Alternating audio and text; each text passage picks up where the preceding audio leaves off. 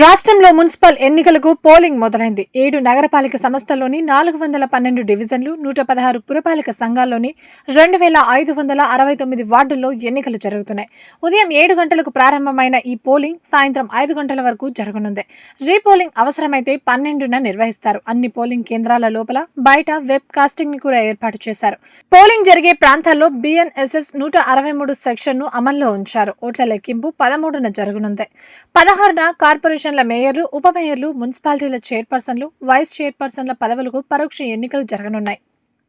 మొత్తం 7 నగరపాలిక సంస్థల్లోని 414 డివిజన్లకు, 116 పురపాలికల్లోని 2582 వార్డులను ఎన్నికల నోటిఫికేషన్ వెలువడింది.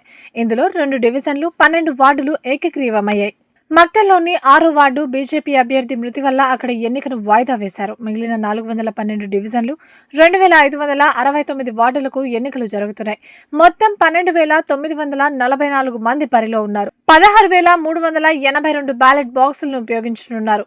1,379 మంది రిటర్నింగ్ అధికారులు, 41,773 మంది సిబ్బంది విధుల్లో పాల్గొననున్నారు. కార్పొరేషన్ల వారీగా చూస్తే 412 డివిజన్లో 2,225 మంది పోటీ చేస్తున్నారు. ఇందులో కాంగ్రెస్ 410, బీఆర్ఎస్ 401, బీజేపీ నుంచి 382 మంది బరిలో ఉన్నారు.